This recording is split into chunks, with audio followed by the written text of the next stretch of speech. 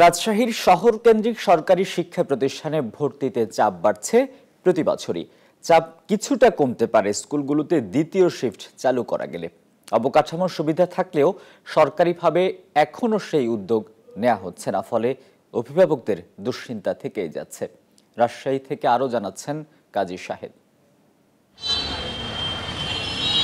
বছরের শুরুতে সরকারি স্কুলগুলোতে সন্তানদের ভর্তি করতে একরকম যুদ্ধে নামেন অভিভাবকরা।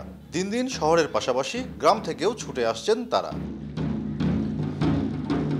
রাজশাহীর ৬টি সরকারি স্কুলের মধ্যে ৪টি ছেলে ও ২টি মেয়েদের জন্য।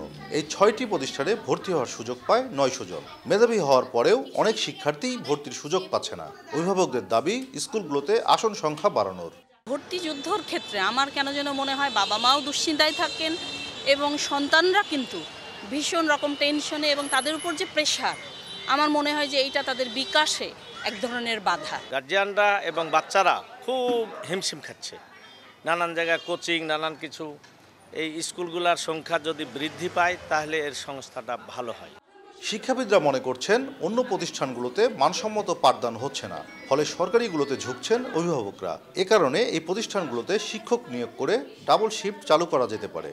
অনেক সুযোগ রাজশাহীতে আছে, কিন্তু গুণগত মান সম্পন্ন শিক্ষা প্রতিষ্ঠানের সংখ্যা কম হওয়ায় এর উপরে চাপ তৈরি হচ্ছে। অনেক মেধাবী ছাত্র সুযোগ পাচ্ছে না। স্কুলগুলোকে যদি দ্বিতীয় শিফট চালু করা যায় তাহলে পরেই এই সমস্যাটির একটি সমাধান সম্ভব। নগরীর ৬টি প্রতিষ্ঠানের মধ্যে কলেজিয়েট স্কুলে দ্বিতীয় শিফট চালু আছে।